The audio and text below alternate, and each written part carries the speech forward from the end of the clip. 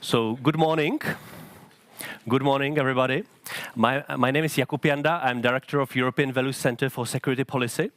My name is Anna. I'm Deputy Director of the European Values Center for Security Policy. And let us welcome you to this European Values Summit. Actually, we started doing this since 2016. And the original idea was actually to do a team building of mainly government officials and other experts related to Russian threat during that time. Since approximately 2018, we understood there is also a bigger game in town, so we added the China component, discussing how we should actually coordinate between democracies, how to talk about coordinating between government experts to each other. So the main focus for us is to discuss Russia and China policy in very specific areas. So we have many specialists here, but we also have the highest political leadership of this country, because after many years, I could say, at least for myself, that finally I'm not ashamed of my government. And for a civil society, that's important, I think, because every civil society actually can and should criticize its own government when they have a reason to do it. And in many ways, we still do it. But today, we could actually finally see that there is a government here in place, and the governing coalition, which actually does a lot on two issues which we care about a lot: supporting Ukraine and supporting Taiwan. And that's what we think is really important in facing the Russian and Chinese threats, because that's what is actually the threat landscape for us in the future. So we will be hearing from the first Vice Prime Minister of the Czech Republic, we'll be hearing from the Foreign Minister, we'll be hearing from the Speaker of our House of Representatives and the Deputy Speaker as well in upcoming days, all from the governing five-party coalition. So basically what this government thinks, you will hear and you can ask more in detail about it. As a European Value Center, we are actually trying to connect the dots. And connecting the dots doesn't only mean discussing policy here in Prague, but actually trying to connect what we think is not connected yet.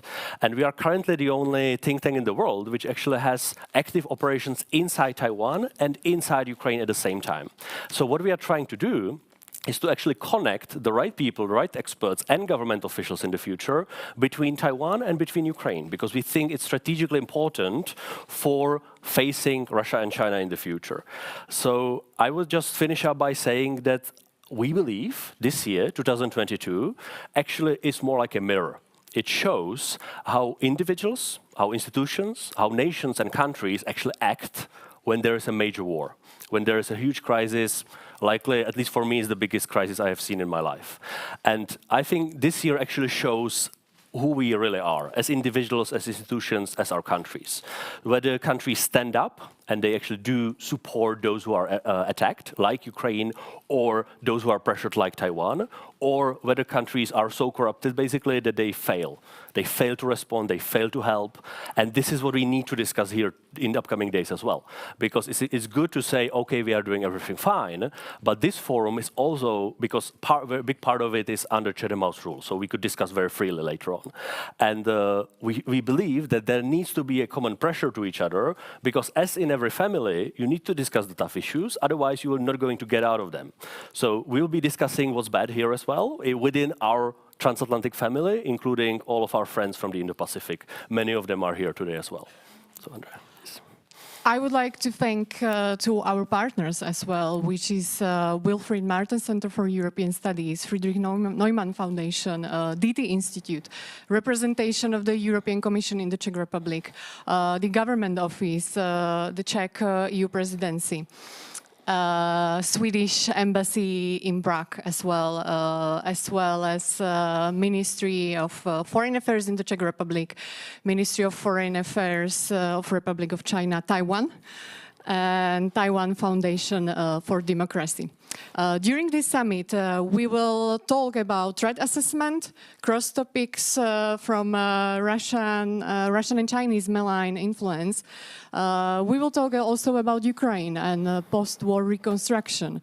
We will also talk about energy and economic security, how to protect EU and transatlantic security. But what is new in our summit, that we will first time talk about Hungary. And the influence of Hungarian government has in our region. And we will discuss that Viktor Orbán is a proxy of Russia and China, and that it is a real threat for the EU security. I would just say, I would just want to mention one like famous saying, which quote by Elie Wiesel, that we must always take sides. Neutrality helps the oppressor, never the victim. Silence encourages the tormentor, never the tormented. I hope that after the panel on Hungary, you will, each one of you will choose the side, and then it will be the right one. So yes. We are very happy to having you here. And I just want to mention that all the panels until the lunch are on record. Please tweet about it. We have somewhere here hashtags EV Summit. Please don't be afraid to use them. And after the lunch, the discussion will be under Chatham House rules. So, thank you. Thank you very much, Andrea. And now I would welcome our dear guest, who is the first Vice Prime Minister of the Czech government, and he also serves as the Minister of Interior. And I would just mention that he and a big part of our government recently visited Kiev to hear from our Ukraine friends how we could help. So, Minister, the floor is yours. Thank you. Good morning, ladies and gentlemen. Always when I try to speak English, I have the feeling I speak German, because I used to be the German teacher. So if you have the feeling I speak a little bit German, you are right. It's really my big honor to be here with you today at the opening of the European Value Summit, which will focus on combating hostile foreign influence campaigns and responses to major hybrid threats. Today, it's a significant day historically here in Europe. On the 9th of November, 1989, the fall of the Berlin Wall brought down the Iron Curtain and cleared the path towards reunification of Europe under the principles of freedom, democracy, equality, and the rule of law. 51 years earlier, on the 9th of November 1938, the Nazi Party undertook a pogrom against the Jews in Germany, Austria, and parts of the today's Czech Republic. This event, which came to be remembered as Kristallnacht, served as a prelude to the so-called final solution, which resulted in the murder of millions of Jews, as well as Roma, Slavs, and other minorities during the Holocaust. Thus, it's the ghosts of two opposing forces that haunt this day, that of truth and love versus lies and hatred. As I speak, these forces are clashing once again. They are clashing in Ukraine, but they are also clashing in different ways in my country, in your country, in Europe, in Asia, in Africa, in America, and all across the world.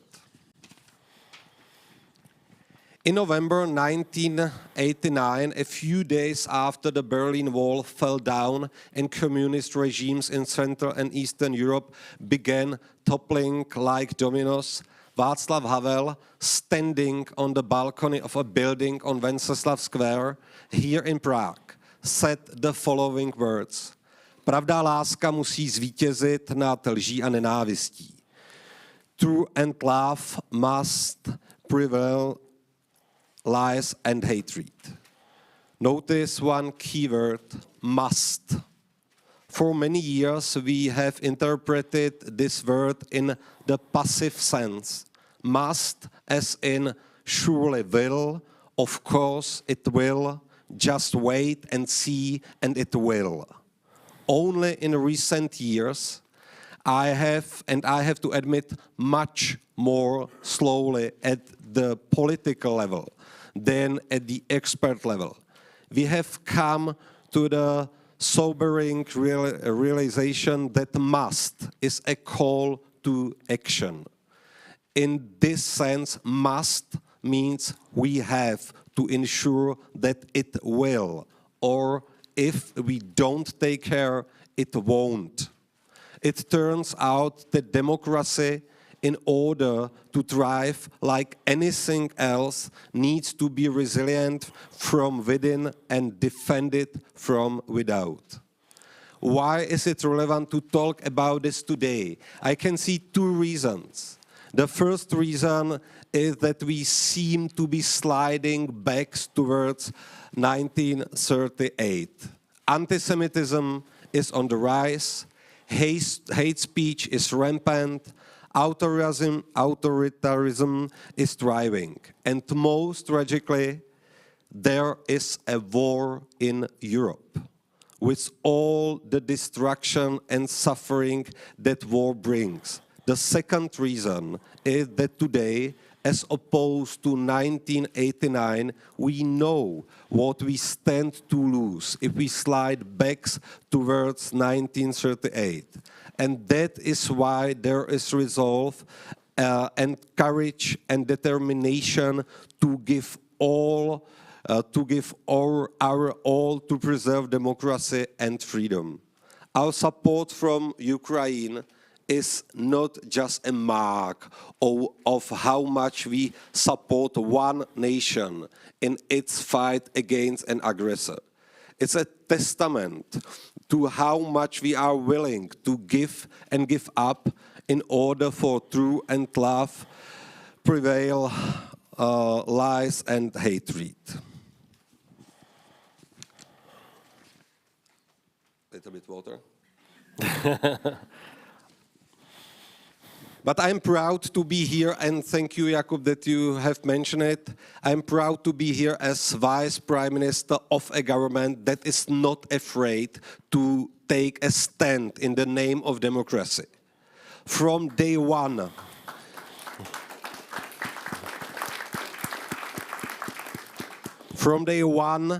of the full-scale Russian invasion of Ukraine, we have never faltered in our support, and we never will. I'm also here as a Vice Prime Minister of a government that has taken over after 8 years in power of someone who has spat on every principle of democratic rule. They subscribe to the benefits, most certainly, of a free ride on the democracy train, but in the course of those 8 years, they have contributed significantly to the weakening of democratic institutions, to our vulnerability to foreign malign interference, to societal polarization, and to erosion of trust in democratic governance as such. It is now our job to repair these damages, to restore trust in democracy, to mend societal cohesion, to strengthen the resilience of our nation. We have already taken important steps to improvement. For this, I thank those both within and without government institutions who have been working tirelessly to preserve and protect our democracy during previous years and who continue to do so in spite of ever new challenges. Many of these people are present here today. Thank you. I am grateful also for the vibrant community that the European Values Summit brings together and for the space it provides for an honest and constructive debate about the most pressing issues impacting our security environment. The Czech Republic will continue to be an engaged, confident team player on the world stage and trusted and supportive partner to all allies. I have talked a lot about the challenges we are facing. I am sure you will talk about them even more in the following days. We should also look at solutions. It is time for politics to catch up with reality. And trust me, we are working very hard on that, not just at the Ministry of the Interior, but across the whole of government. we are focusing on actively defending our democracy, on naming evil and taking effective measures to mitigate it, and on healing our divided society back to cohesion and understanding, so that we can move forward together, propelled by our common values of freedom, democracy, equality, and the rule of law. Let me elaborate on the steps we have taken so far. Most of you will be familiar with the Center Against Hybrid Threats of the Ministry of the Interior, which has been operating since 2017 and whose head, Benedikt Vangeli, is a speaker at the summit and who is going to speak on one of this year's panels as well.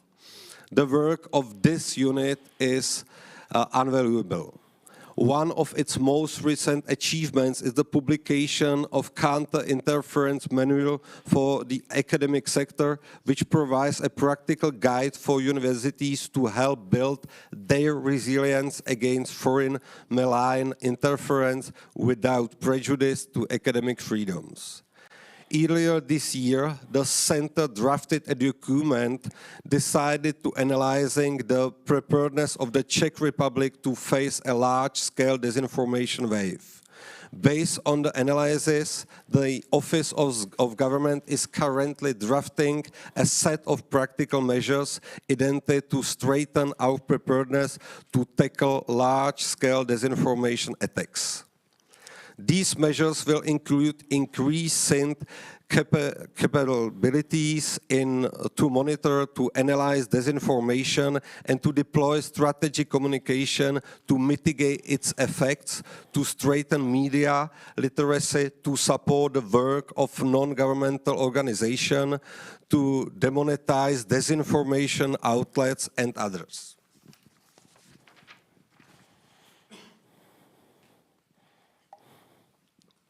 Important topics and long speech.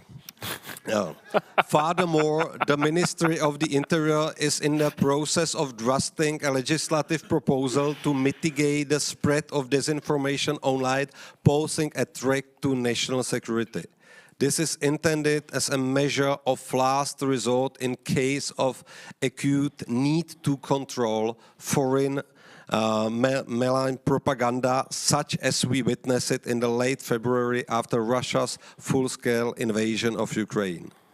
As of the 1st of July, the Ministry of Interior has a strategic communications unit. You can see one result on our ministry. Yeah, okay. It is a unit mainly decided to communicate our policies to the public in an understandable and engaging way, to bringing societal gaps between various societal groups. There is much more that we have in common than what divides us, and it's our aim to show this. Similar units have been created at the Ministry of Foreign Affairs and the Office of Government, and other ministries should follow in due course. I am delighted that as a government we have taken concrete steps towards improving coordination in the areas of fighting disinformation and improving strategic communication. At the end of March, we appointed a government envoy for media and disinformation, whose role is to coordinate and lead government efforts in these areas. The envoy, Michal Klima, is present here today, and he is also going to speak during this year's summit. Furthermore, the Ministry of Defense has drafted a plan for government-wide strategic communication system, which will be coordinated from the Office of the Government. On the top of all that, the Office of the Government is currently finalizing a proposal for the creation of the function of a national security advisor to the Prime Minister. This should ensure that our national security policy is harmonized and coordinated across relevant topics and responsible ministries. Because in today's interconnected world, we cannot afford to maintain a silo approach to the diverse challenges we are facing. Today we are commemorating the 33rd anniversary of the Berlin Wall coming down. In a couple of days, on the 17th of November, we will be commemorating the 36th anniversary of the Velvet Revolution. In our culture, the 33rd year of age is called the Jesus year. Just like Jesus, who at 33 years of age was crucified and reborn, it is believed to be a year of spiritual transition. It is my hope that for us on this 33rd year of the anniversary of the events of 1989, it will be a rebirth of democracy. Stronger, more confident, more resilient, more inclusive, more appealing than ever. We have to ensure that it will. Ladies and gentlemen, there is so much to discuss, to learn, to share, and I hope you will have many opportunities to do all this and to enjoy each other's company after a prolonged time of social isolation. Thank you to the European Value Center for Security Policy for organizing this summit, and to all of you for coming here and taking part, and also for attention. And I hope you will have the opportunity to enjoy not only this summit, but you will have the opportunity to enjoy our city and its beer.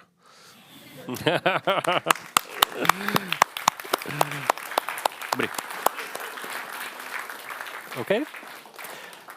Thank you very much, Minister. Thank you very much for your opening words as well. And we will not give you a break at this moment, but we will actually continue with our second panel with our dear guest from Taipei. So we actually do have connected Minister of Foreign Affairs of Republic of China, Taiwan, Joseph Wu, who is a good friend of Prague, and I would say a good friend of Czech Republic, and also a good friend of Ukraine, because that's what Taiwan does these days, in strong support for Ukraine. So, dear Minister, do you hear us well? Yes. Perfect. No, it's great to see you again, and I will give you the floor right away so you could shoot ahead. Thank you, sir. Well, thank you very much. Dr. Jakubienda, Director of the European Value Center for Security Policy, and Ms. Andrea Mihakova, Deputy Director of BBC. Honorable Vít Raškušan, Deputy Prime Minister of the Czech Republic. Distinguished participants, dear friends, greetings from Taipei. It is a great pleasure to be addressing the European Value Summit 2022. I would like to extend my thanks to the European Value Center for Security Policy for, again, inviting me to share my views on the global challenges that we face. Today, the world is gripped by a struggle between authoritarianism and democracy. In light of the situation, I would like to talk about the responsibility of the international community to respond to Russia's invasion of Ukraine, parallels with China's threat to Taiwan and the world, and the importance of defending Taiwan from authoritarian expansion. Seeing the Ukrainian people fight for their freedom and witnessing how European countries have stood in solidarity with Ukraine has been a huge encouragement and inspiration to me. Russia's invasion of Ukraine has not only caused death and destruction, but has also brought European countries together in solidarity. They are united in defense of the common values of freedom, democracy, human rights, and the rule of law. Taiwan shares these same ideals and goals. We recognize our responsibility as a member of the international community to support those who are on the front lines of defense of the democratic order. We are cooperating closely with the international efforts to assist Ukraine by providing material, financial, humanitarian aid. We have also allocated a budget of roughly $56 million, which is ready to contribute to the post-war reconstruction of Ukraine. Though geographically and culturally distant, Taiwan and Ukraine have much in common. While the Russian army has been ravaging Ukraine in Europe, on this side of the world, China has not stopped intimidating the Taiwanese people in the same way Russia is making an illegal grab for Ukraine. PRC wants to make Taiwan part of its territory, despite never having ruled Taiwan for a single day. Taiwan and Ukraine have much to learn from each other, and our countries have much to share with the rest of the free world on how to uphold our cherished values. For over 70 years, China has continually intimidated Taiwan. Beijing made its ambitions crystal clear in August when it launched unprecedented military drills around Taiwan, sending fighter jets and naval vessels into Taiwan's air and sea space and crossing the median line of the Taiwan Strait. It even fired ballistic missiles over Taiwan. This aggression was an attempt to change the status quo and claim the Taiwan Strait as its internal water. According to Xi Jinping's own words at the recent 20th Party Congress, China has no intention to renounce the use of force against Taiwan.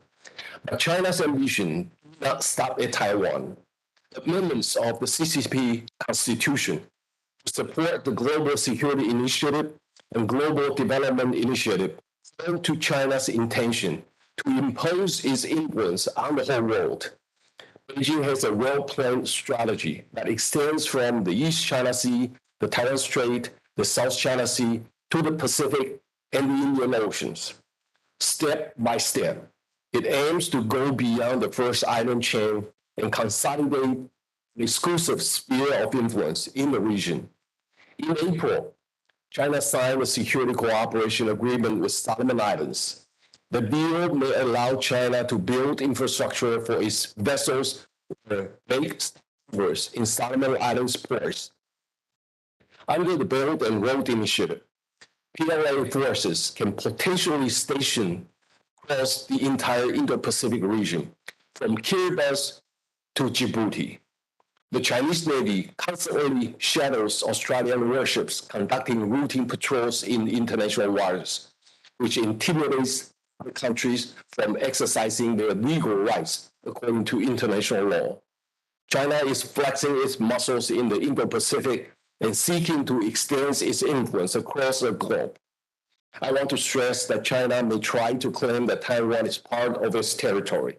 It is only pursuing its national interests, but the outside world should not interfere. But China's wider vision of grand unification has seismic consequences for regional peace and security and the rules-based international order. If Taiwan falls, it will not be the only country to suffer. Other nations in the region and beyond will be unable to escape the impact. When authoritarian regimes try to expand their sphere of influence, it is the responsibility of the democratic community to defend freedom and stability. Taiwan recognized the need to strengthen its defense capability, upgrade its military equipment, and prepare strategic plans. At the same time, we continue to call on the international community to vocally support Taiwan. We need our friends to send a clear and strong message that any unilateral attempt by China to undermine the status quo will be met with strong opposition. This is the greatest deterrence that democracies can present to China. We are grateful that more and more like-minded countries in Europe are standing with us and supporting our resolve to preserve and protect freedom and democracy. In a significant show of support this year, the Vice President of the European Parliament led an official delegation to Taiwan. One after another, we have received visits from Germany, France, the Czech Republic, Slovakia, and Sweden, just to name a few. We also appreciate the backing of the Czech government in listing Taiwan as a key partner in the Indo-Pacific region in its policy statement.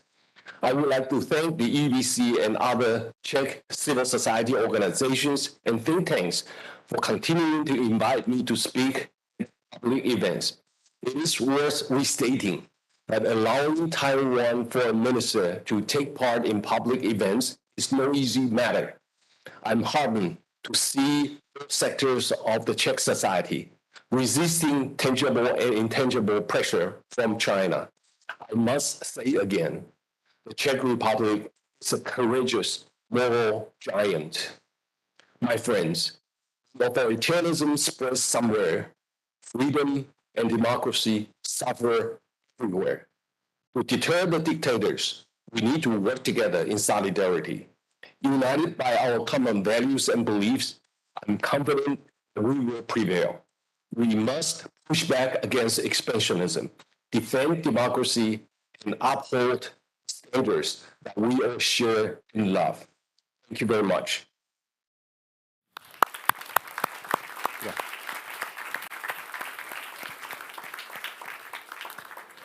Thank you very much, Minister Wu. It was a great honor to have you here, as always, every year.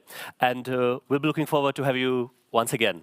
So that was our second panel.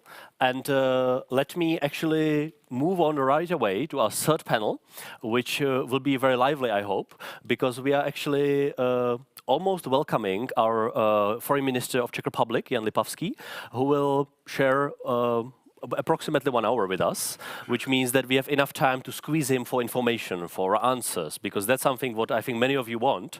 So please keep thinking about what you really want to ask. And there are no questions barred, so the Minister is looking forward for the interrogation in this arena. And so, dear Minister, welcome. Ciao. Ciao. Ciao. Pojď být místo. Good. Okay, so please, the floor is yours. Your mic is on, I hope, so you can start shooting. I hope my mic is on. Yes. So, thank you very much. Thank you, Jakub, for having me today. And let me thank you for organizing this great event. And I would like to thank to all of you for being here. It's great that we can meet physically. I think it's very important. Previous years were, of course, marked by the COVID era and measures. So it's important to meet face to face and discuss. And of course, discuss topic which is very important and maybe more important than ever.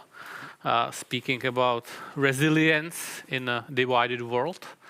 Of course, the question is how much the world is divided.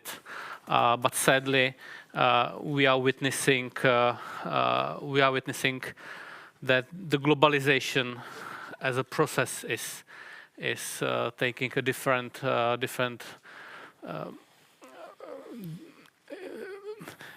kind of the vectors are diverging. So this is where we are in these times. And we are under a non-military attack, from many actors, mostly from Russia, China, Iran, and their proxies. We are under this non-military attack in different spheres, speaking about cybersecurity, disinformation, or energy. And the right answer is resilience. To be resilient in those different categories, to create such a society that can withstand situation which is not so easy to sustain. So, and therefore I would like to highly appreciate your tireless effort. And when I say your tireless effort, I mean the tireless effort of the whole European values. Your contribution to the struggle against malign influence, exposing disinformation and building resilience, which is all of that is extremely important. And I think this is a good demonstration of the importance of civil society in countering hybrid interference. And it is obvious that strengthening democratic resilience starts at home. So we need to systematically lay bare and whenever possible attribute disinformation. Relentlessly, we need to uncover hostile elements that are infiltrating our democratic structures. And make no mistake, the threat to our democracies doesn't come solely from abroad. Half-truths and sensations are often better comprehensible, so shortcuts are tempting. And in difficult times, easy promises win over complexity and hardship. And only well-educated society with a professional and well-trained civil service and a strong non-governmental sector may resist. And that's what we could call the democratic resilience. Of course, we need to continue with strengthening democratic institutions, fighting corruptions, support civil society and independent media, and that it's an open-ended process. You can never say that you have reached 100% work done. I'm very proud of my compatriots. In the vast majority, the Czech society has not fallen for the Kremlin lies about military special operation in Ukraine. On the other side, they have opened their homes to Ukraine refugees. They have accepted the cost and discomfort related to supporting Ukraine and constraining Russia.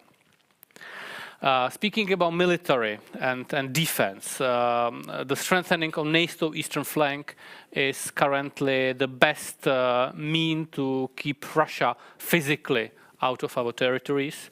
And also we need to continue with our military help to Ukraine. And not only military help, we need to send more political, economical, humanitarian help. I think the meeting of our governments showed how good relations between the Czech Republic and Ukraine currently we have. And of course, at the same time, information is a powerful weapon as well. And we may wish to fight back through our own soft power means. And from time to time, I have these discussions with random citizens. I would call it in this way. And sometimes it's happened on TV in a debate. Sometimes it's random encounters. And I was arguing, look, how many people is fleeing from Russia? And how many people is fleeing from Europe to Russia? So I think the stream, these votes by fleeing shows who has the real soft power, and that's the Western civilization. We have the soft power. We have a freedom, we have a prosperity, and we have all the good cards in our hand, but we need to have courage and to learn how to play those cards. So we need to be smart, we need to be proactive, even in this information warfare, because it is information warfare. And the reason why it is information warfare is that the Russia perceive it as an information warfare, what for us is freedom of speech.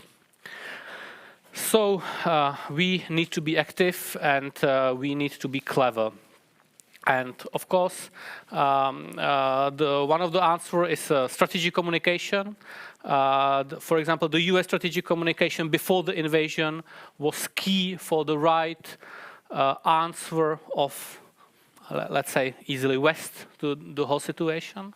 And I think our government has learned and implemented quite a lot of measures on strategic communication. My ministry created the Department of Strategic Communication, Minister of Defense, Minister of Interior. They had a good, they were the most advanced ministry speaking about strategic communication, but the whole government is very aware of that matter. And because we were alerted, we were ready.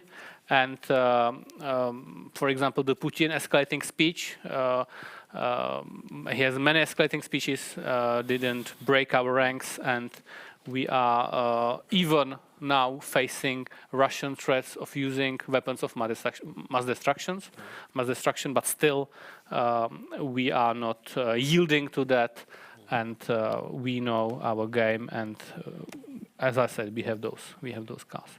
So, and speaking about China and Russia, we know that they share a goal in attempt to dismantle the rules-based international order, and they would like to secure their perceived spheres of interest, and trying to sow discord among the allies. So for us to be united and to understand it and to be able to describe it, it's very important. Of course, I don't want to spend more time on Russia. I think it's obvious what is happening, and the reply of our government is absolutely clear on that. On China, we have to understand that they are using any attempt, any occasions which opens to exploit economic dependencies, and they would like to apply some kind of coercion to achieve their goals. There are a few things we can do to counter that.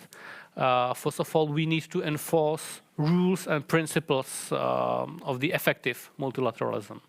I'm speaking about WTO rules and intellectual property rights.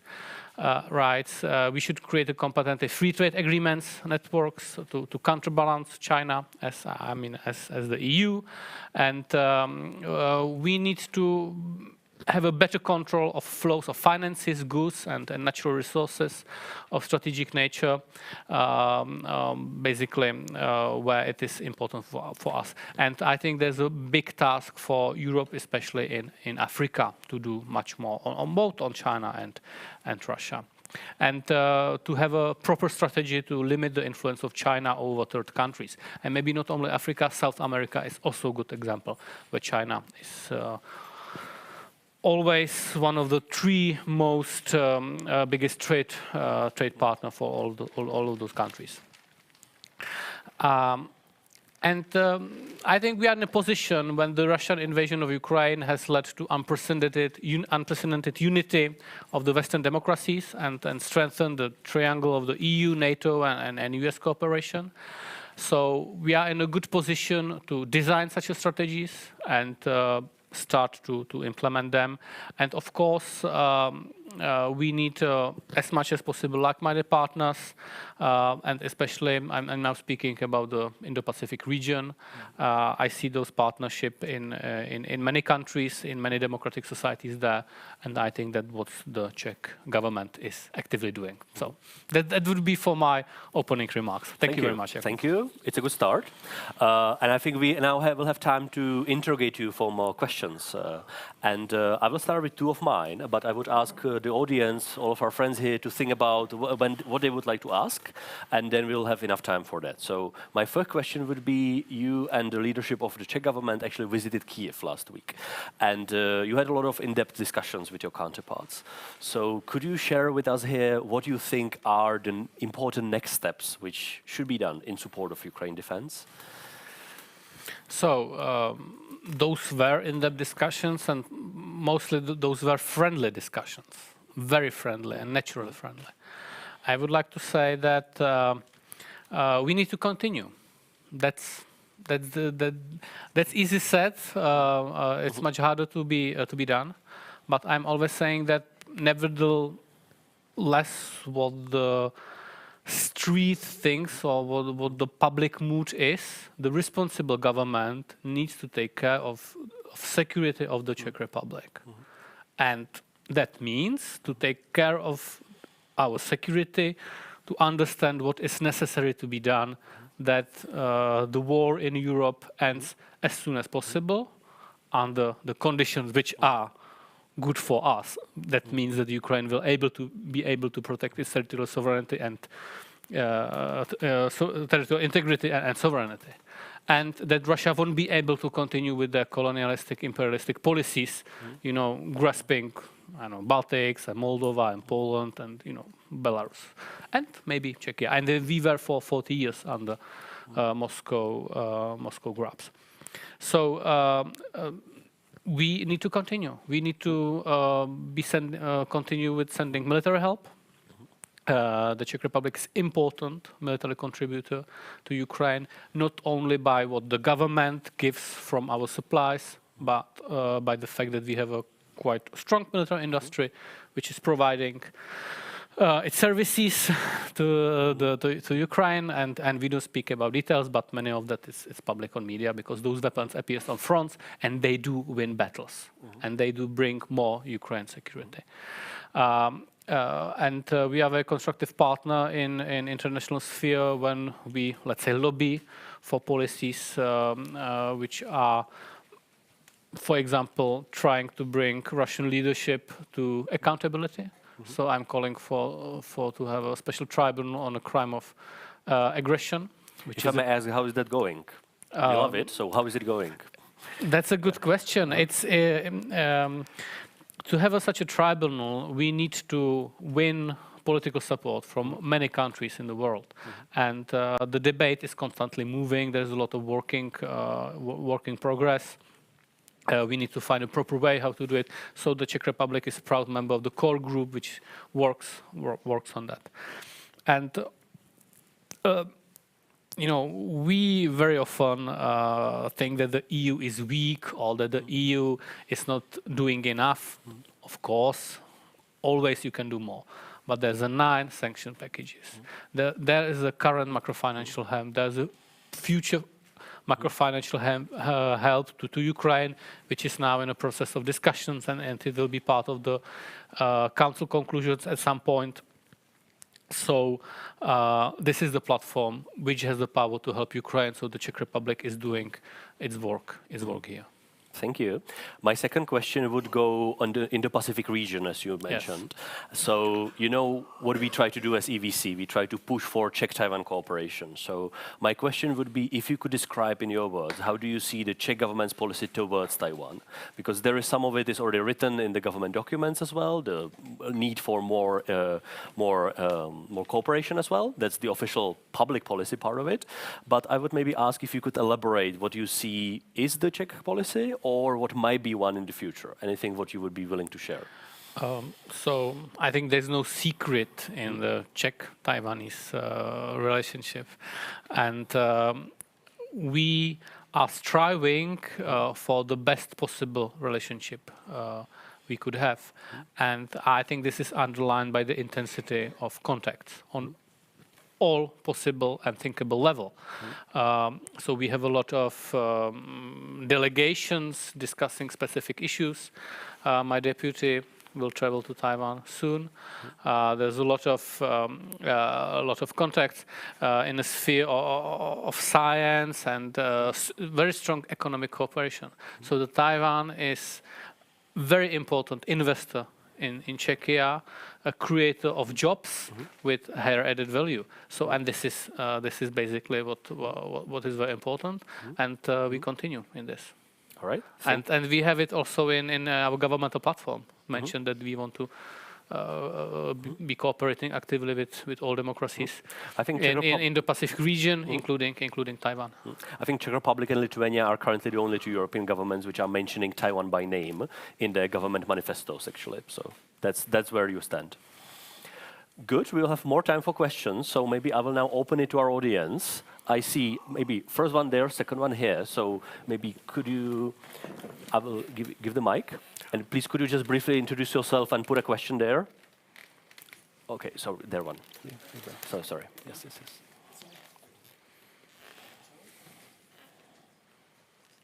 I apologize if we are standing back to somebody all the time, but we thought that the arena is a good term to put pressure on people inside, you know, so that's why it works. Yes. Yes, 1, 2, 3, 4, 5. Do you hear me? Please go ahead. Yes. Yes. Konstantin Egert, Deutsche Welle, actually living in Vilnius, linking to Jakub's last remark. Minister, my question is, actually, I have 2 questions, both about the Indo-Pacific region. One concerns Taiwan and its recognition. I think that Lithuania, my adopted country, and the Czech Republic have been leaders in terms of highlighting Taiwan's right to sovereignty and independent existence. What do you think is the perspective of this trend? And let me be very provocative. Do you see a possibility in which at least some, maybe Central European countries, will flip recognition from China to Taiwan? Number two question is, what would be your ideas regarding India and convincing India to forsake its whataboutism and an attempt to play anti-American card every time something comes up that does not concern specifically domestic Indian politics? Thank you very much. Thank you. So 2 easy questions for you. Yes, of course. So I think the question is not really here because no one seriously raised it as such.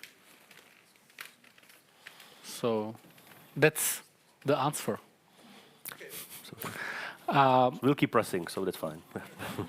And speaking about India, it's the biggest country in the world in terms of population. They feel that they can afford own independent, fully independent international politics, where the center is India, deciding what is good and bad for India. And I had met twice this year with Dr. Jaikashek, Minister of Foreign Affairs of India, and he was quite adamant explaining this kind of policy to me. And I explained him my view, and I think we have to understand that there's an agreement of all members of the United Nations that we have a Charter of United Nations, Charter of UN, which in the very old-fashioned way designs how the international cooperation should look like and what is the absolute baseline of that.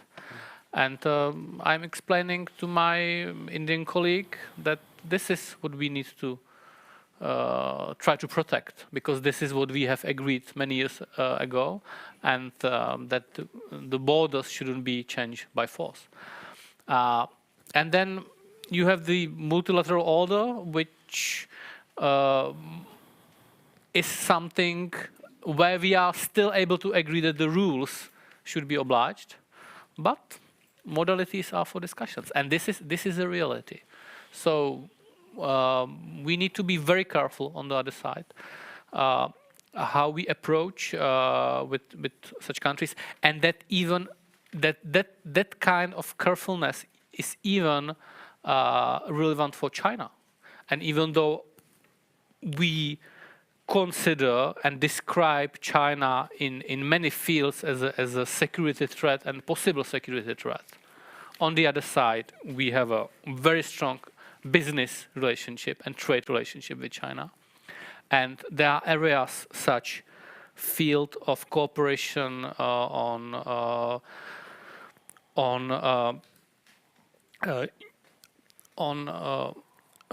regulation of nuclear and weapons of mass destruction, the whole regulation in IAEA, etc. This is where we still are able to find a common ground with countries even like China and India, and this is very important to keep it. And I'm now speaking about Zaporozhye and Russia's threats of usage of nuclear weapons, because. And it's a good news that we were able to agree with China that this is some kind of red line, which, of course, it would be nice if we were able to agree on more of such things, but even to be agree on that, it's quite important. So it's not white or black. We need to be, and I use this ugly word, a little bit pragmatic in that. So, yeah. Okay. That's my fair answer. Thank you for your 2 answers. Now we will go to Roland Freudenstein here. Yeah, thanks very much. So I'm Roland Freudenstein from Globsec, which is another Central European think tank next to European values. Let me come back to the Russia topic. And it's pretty well known that one of your personal ambitions, and certainly a major project of the Czech Council Presidency of the European Union, is to hatch out a new Russia strategy. And we all know that the last one made by Federica Mogherini, called the 5 Mogherini Principles, is hopelessly outdated. So it's about time. Now, we all know that below the consensus on sanctions currently and helping Ukraine, there is a larger spectrum among the member states. So how are you going to square the circle? What would give us a glimpse into the new EU-Russia strategy that Czechia is going to manufacture here? Tell us something about your kitchen then. Okay. Yeah. Okay. Yeah. This is a very timely question because the debate on a new principles is going right now in institutions. So I don't want to, and it's fair to give a glimpse in what is going on. It's not easy debate, but it's debate, and it's a fair debate. And I feel that next FAC is on Monday, if I'm right. So maybe at that point we will have it, maybe not. But it seems to me that we may reach the point. And you know what is the 5 Mogherini 5 principles? It was a media statement. Those were designs, lines to take. No document which would be crafted and agreed and voted on. It was media, it was lines for media. And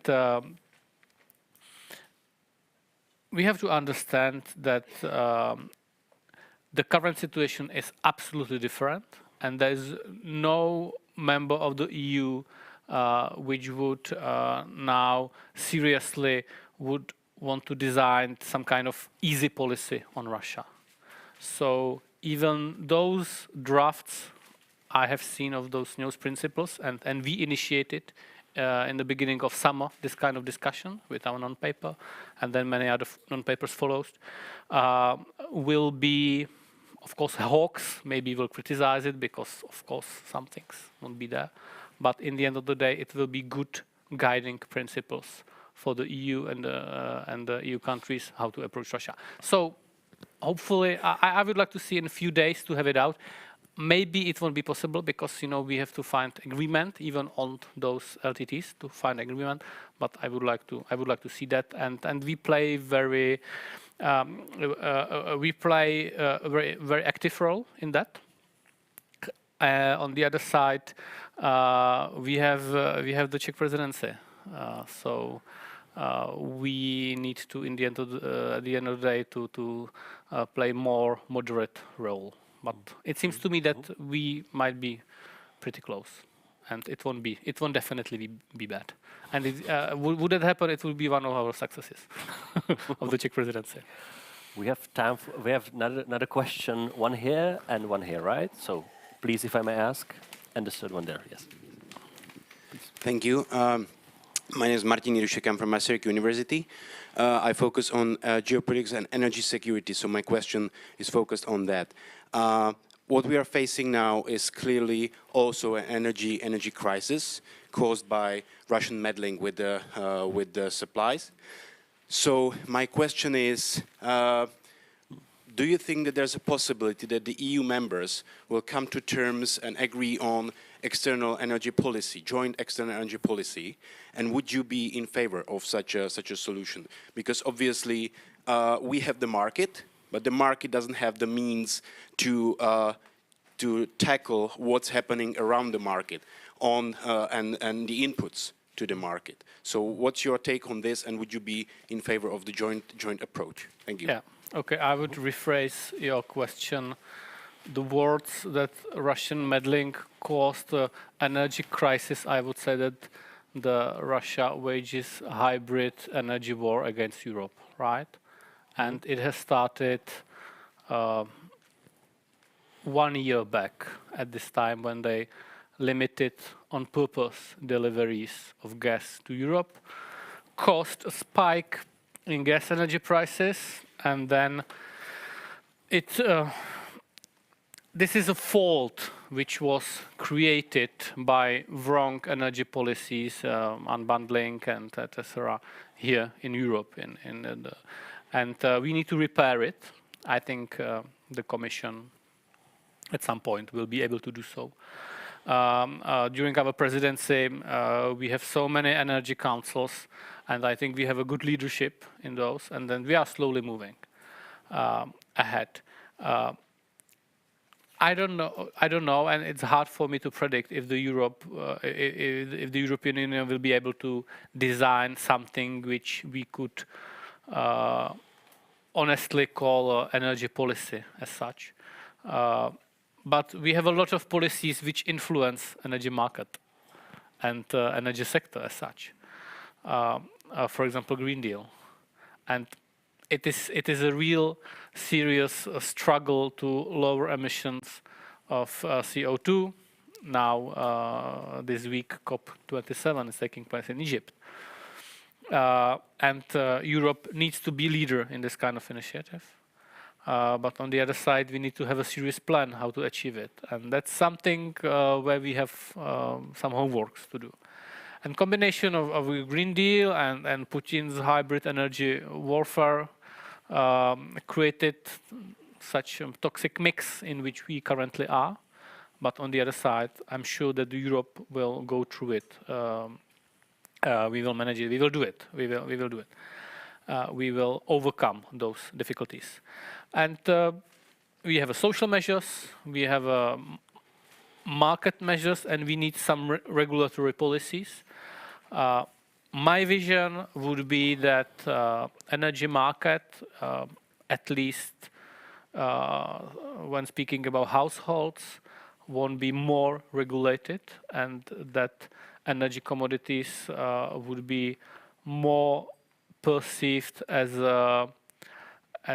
some building block of state security than just something you buy on the market.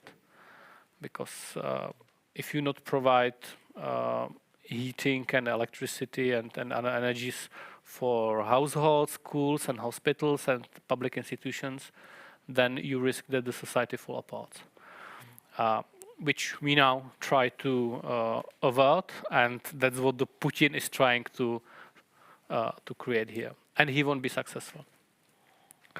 So it won't be one policy. It will be gradual. Green Deal needs to be included into that somehow.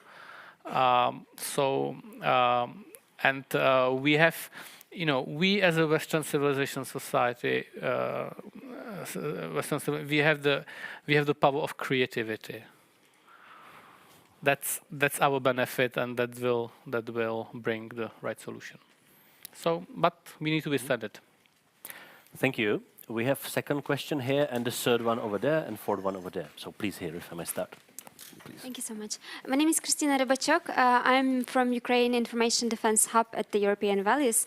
Thank you so much for your work, Minister. I think your country, Czechia, should be proud of you, really. And my question is about Ukraine. It has been very hard to secure macro-financial support for Ukraine, but yesterday the EU announced that this 18 billion of euros will possibly come through with conditions, but very soon there would probably be needs even larger, such as the needs for recovery and reconstruction. So what is your estimation? Would it be possible to secure financial support from the EU, and would it be possible to make at least some support in grants funding rather than loans funding, given the situation in Ukraine right now? Thank you so much. Of course, thank you. There is no easy answer for this. Is a very complex question. So, first of all, the reconstruction will begin once the fight stops, once the Ukraine wins the war, and I'm sure that Ukraine will win the war. Secondly, my task as a Minister of Foreign Affairs is to coordinate these activities on state level. We are doing quite a lot of that. And of course, we can influence the international sphere, which will create those new Marshall plans for Ukraine. And I'm sure that there will be some funds. But since we don't have a clear point in time when these activities will begin, it's quite hard to design policies or to make some real pledges. So, for example, we already have some budget for that, very little, but we do have some funds. We have companies which we think that might be relevant for Ukraine and for reconstruction works. We are building governmental capacities for that. I know that there are international institutions, banks, which are getting ready for such kind of activities because it would be interesting agenda for them and they would like to sit on those huge sums of money. You need to control that it's not spent in a way that it's siphoned. Of course, I think the issue of corruption in Ukraine is something which is we need to take care of. And there's a goodwill of Ukrainians, and of course the question if we will be able to squeeze some money out of Russia, which is something which is in the air. And but they should, if we are serious about speaking accountability for their crimes, they also should be accountable in a way of paying some kind of reparations for these horrendous crimes. Well, you cannot bring human lives, but at least you can repair that. So all of these issues are now being discussed. A lot of summits for that, and we want to be active part of that. Could you maybe elaborate a bit on the Czech Magnitsky Act, which you are kind of father to in a political way, how that might help in the future as well? I don't think that the Magnitsky Act would be relevant in the reconstruction of Ukraine. It's a sanction law which will allow the Czech government to prohibit entering of the territory of the Czech Republic or freeze funds being held here in the Czech Republic, held by those malign actors or actors which would be called by the Czech government as malign, and then put it on sanction list. So maybe the question of usage of frozen Russian assets or assets of Russian citizens and Russian subject to be used for reconstruction of Ukraine is something which open as a possibility, but honestly, the most of the Russian assets are now freezed under the EU law, so we don't need a Czech Magnitsky law for that. And since we are a democratic society, everything is very complicated here in Europe. Which means that you have to find a proper way how to legally do such kind of operation, and I'm not sure that this way was invented. Maybe some special law could be solution for that, but definitely I'm not the one who would be now be proposing that. But this is something which this discussion is still open. Thank you. The second question there, please. Honorable Minister, my name is Gerald Knaus. I'm chairman of a think tank in Berlin. Thanks a lot for your leadership under the Czech Presidency. And I'm sure you're not waiting for new things to do, but there's one suggestion. I just spent the last few days in Moldova. And of course, it's great that the Commission President is in Moldova this week. It's great that there will be a conference in Paris in 2 weeks to get support for Moldova. But I left after talking to all the leaders. They're extremely worried, extremely worried. And we're talking about December and January. The discussions inside the government, they are lacking the money to pay for electricity at prices that are affordable by the population. And to make it concrete, Russian oligarchs are paying for people to demonstrate and ask for the ouster of this pro-Western government. We know that the FSB has these plans. The Washington Post reported on it. The young police that stand in the street and have to protect the government buildings earn 350 euros, and half of it goes for energy costs, and in a few weeks it might be 100%. So the Interior Minister is extremely worried. So are the people in parliament, having to cut pensions at a time of 35% inflation. And the money from Europe that is necessary, and it's a small country, we need to hold it. It's the third front against Ukraine if it becomes pro-Putin. The money is not there. So I'm just hoping that perhaps a few member states, in the way we did during the Euro crisis, when there was enormous amounts of money or credits to save countries, recognize how important it is for Ukraine, for Moldova, for our democracy, for Europe, to make sure that Paris is not like the previous donor conferences from Moldova, where there is no new money. And then in December or January, we all regret to see a pro-European government being under serious trouble, if not toppled, as a result of an FSB hybrid attack on a European ally. So if there is one person who can design quickly and efficiently such kind of help for Moldova, it's Ursula von der Leyen. So it's very important that she visits Moldova this week.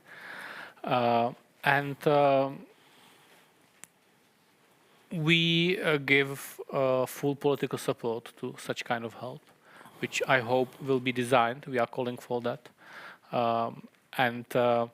The good thing about Moldova is that they are quite a small state. So every measure which is designed for them, it's not so costly. If we open market for them, it's not a huge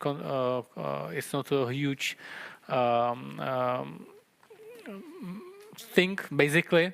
So what we need to do is just not to forget about Moldova, be aware of that issue, and I can assure you that we are. Okay.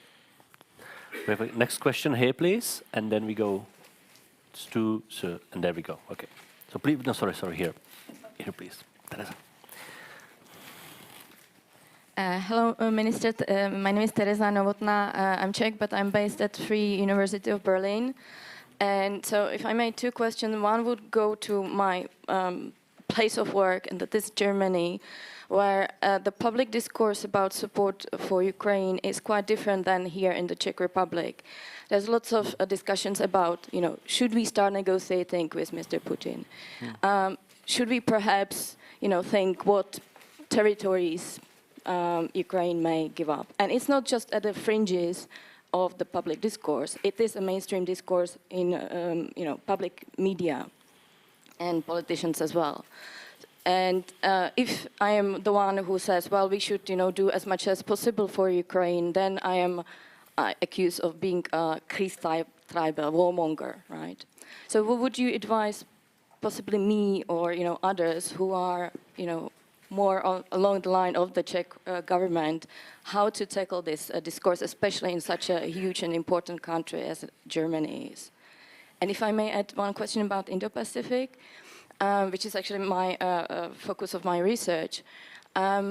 Czech Republic, had Indo-Pacific as one of the, geographical priorities for the Czech presidency, but it has been a bit overshadowed by the events in the neighborhood. So where do you see that the Czech Republic is in terms of, the strategy which has been being put in place for quite a while? Is this going to be aligned with the EU Indo-Pacific strategy and, maybe some implementation in that regard? But I would appreciate especially an answer for the first question. Thank you. Thank you. It's a very simple answer: to be patient. You need a lot of patience, and when I'm speaking to my Western colleagues, mostly, of course, the ministers of foreign affairs, they mostly understand. So it's not the hard work with them, but of course they have certain limits given by their societies and the mandate they have. And we need to explain. We need to explain.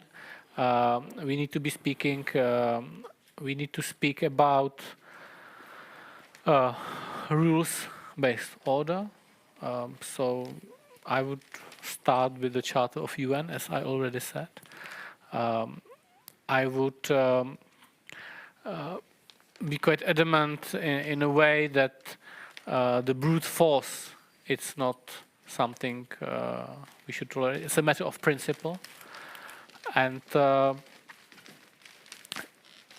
every new heinous act which Russia and their proxies commit, sadly, on Ukraine is another argument which you can use in this discussion. And it's not easy. I know that. But maybe the situation with Nord Stream 1 might help you a little bit. And that's not the only case. There's a lot of cases of disruptions on undersea cables, international waters, mysteriously critical infrastructure for those cables. They are used for internet connections and the other data connections, quite important things. So,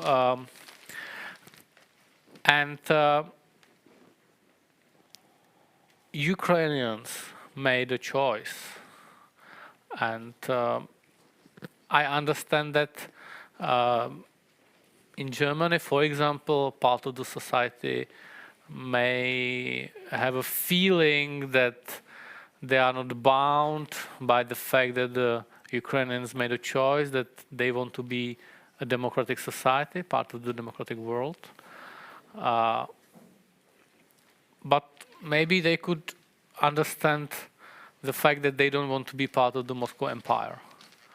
And that in 21st century, the colonialism shouldn't be the way how states operates in the international sphere. And of course, business is business, make money is nice, but to have a peace in Europe is also certain value, and we should be very well aware at which price we have this peace. So we tolerated for 30 years this Soviet practice, Transnistria, South Ossetia, Adjaria. I'm traveling to Georgia actually today. Abkhazia. Yes. Abkhazia. Abkhazia. Then two Chechen wars. Then Crimea, Donbass. You know, where it stops. Where it stops. So. But I know it's a quite tough debate, and we need a lot of patience. That's the way how I construct it. And I think we are very successful overall. I got question about the 5 principles or the principles of the EU in regard of Russia, and the drafts I have seen are absolutely different from those 5 points, you know, and they reflect current reality very much. So, patience. Indo-Pacific strategy of the Czechia's Indo-Pacific strategy. It's very much aligned with the EU strategic compass, with the strategic concept of NATO, and it's based on cooperation with democracies. It's based on looking on areas of cooperation with states which we could call less democratic, and it's very much based on building resilient Indo-Pacific, which is actually the theme of also our presidency, and it was one of those priorities. But of course, Ukraine and the energy situation overshadowed everything. But that's the way it is. And we have very important economic partners in the Indo-Pacific region: South Korea, Japan, Taiwan. We do a lot of trade with China through Germany. So that's put a certain that put us in a position when we need to be very careful how we approach this relationship. And I'm saying that we should be yielding to anything. I was speaking that we need to protect those rules, international rules-based order on those all those WTOs, etc. Because that's the playing field where we, as a Czechia, as a 10 million state, can have a voice, not in direct confrontation. So basically, this would be my simple answer. Thank you. We have questions in this part, please. Yes. Thank you for your words. My name is Klaus Feldman from the civil society organization Pulse of Europe and Meet EU. My question goes to, I think the world was very surprised how quickly the European Union could agree on sanctions in this case. Now, do you think the crisis is bad enough to trigger further European integration in Europe? Would you support it, and where would you see opportunities? I think I'm not expert on the EU and European integration. But I think that European integration happens. That would be my simple statement. Maybe too simple. But what I'm trying to say is that European states are much more effective if they cooperate as such.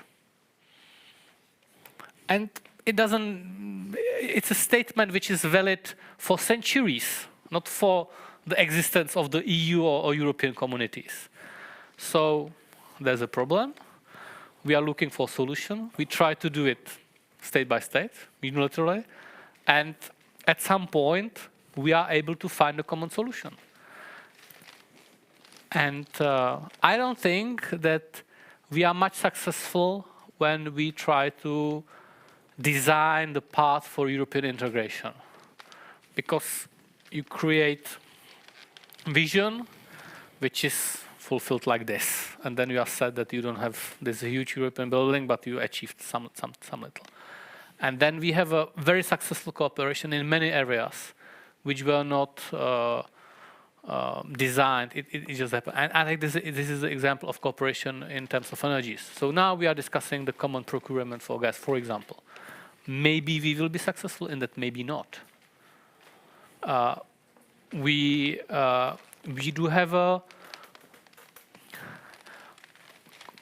the huge part of European effort is not about unity, that every state would be doing the same thing, but in creating framework which brings compatible solutions on a national levels.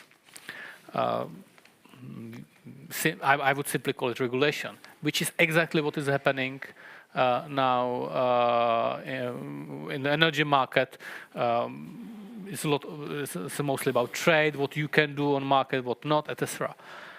And when you look at all these types of cooperation in certain time perspective, you find very united Europe, very interconnected Europe, but in quite natural way, which is hard to predict. So would not be there Putin imperialistic colonialistic war against Ukraine. Maybe the biggest issue which we would be now discussing in Europe would be another migration wave from south. And I predicted for myself that the biggest issue for our presidency will be the Pact on Migration, which is a bundle of measures, pushbacks and all those for certain part of society, popular, for a big part of society and countries, unpopular measures, how to protect borders and all those measures, how to repatriate unsuccessful asylum seekers, etc., etc. It is not like that, even though the problem is here. And maybe a Minister of Interior, Kushan, was speaking about, maybe not. So European integration happens. It's hard to predict how fast. Of course, the biggest issue which is now discussed is the issue of enlargement. Balkan countries, 6 Balkan countries, associated trial, and there is a significant group of member states which interconnects enlargement of the EU with institutional reforms. which boils down to the question of qualified majority voting on foreign affairs and defense issues, which directly links to sovereignty of states.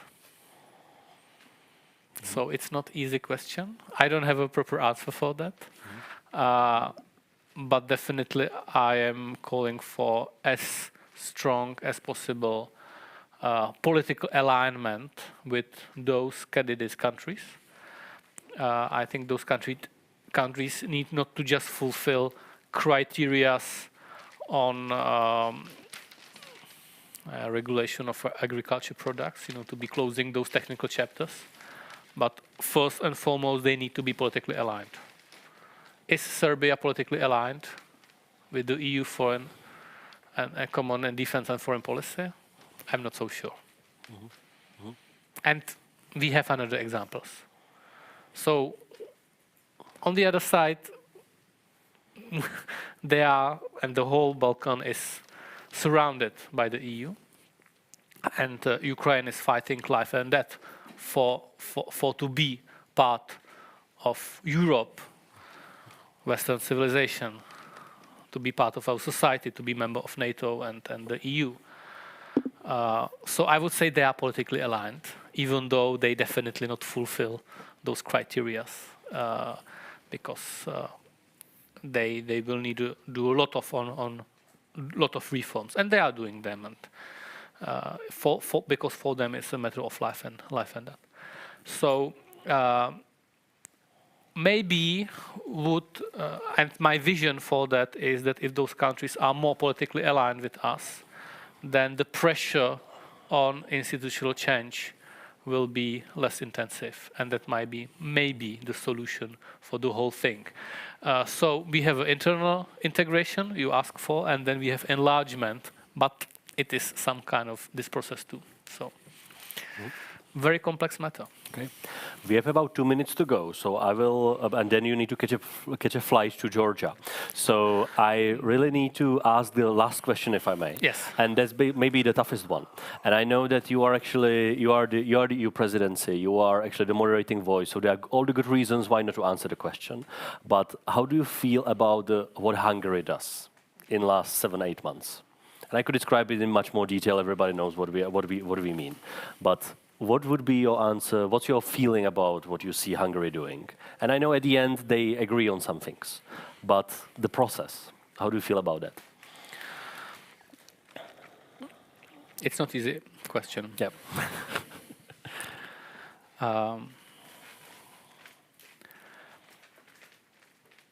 Hungary is a member of the EU and NATO, and all common policies, all sanction packages were crafted and agreed with Hungarian voice, be valid part of that. That's something we need to pay attention. Then there's a line which is designed by Hungarian leadership, and they publicly speak about that, that there are certain areas which they willing to protect at quite high cost. I don't want to be putting any adjectives here for them. It's their job to be speaking about that. And they are quite clear, that, for example, they want to have deals on oil and gas directly with Moscow. They are building a nuclear power plant with Rosatom, Parks 2. I'm happy that the Czech Republic is not doing that. I was author of that part of law which prohibits Czech government to do so in last Chamber of Deputies, in previous Chamber of Deputies. So Orbán opened referendum to consult with public on sanctions. So this is kind of policy which does not ease the common live in the EU and NATO. But it is something which still works, and I'm happy for every day during this works. That would be my very, very diplomatic answer. Thank you for that one, at least. So thank you very much for your time, Minister. You need to run away to go to Georgia and yes, continue doing this. So let me thank you and all the audience for listening to you. And now we'll have a short break before we go for the next panel. Thank you. Thank you. Good.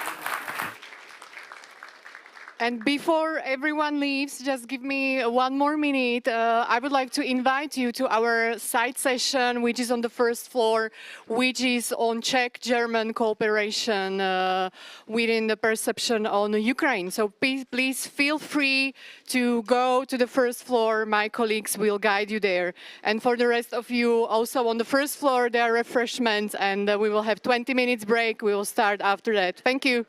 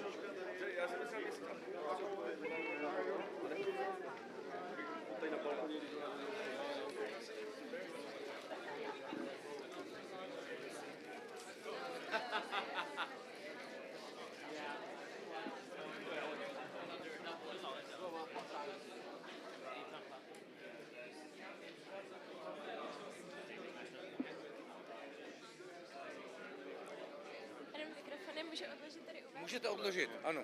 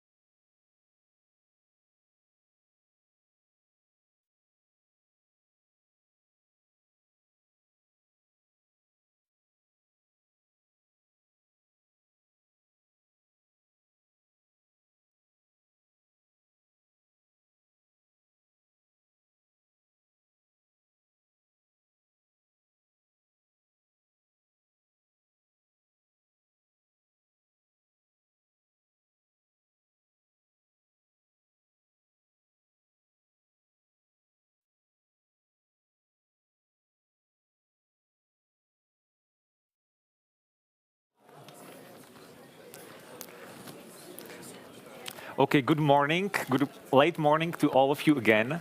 And please welcome to another panel. We're now going to proceed with the first panel with multiple speakers, with 3 speakers actually. And during this panel, we're going to discuss one increasingly urgent threat that our Western societies are facing today, and that is the Chinese influence at the universities.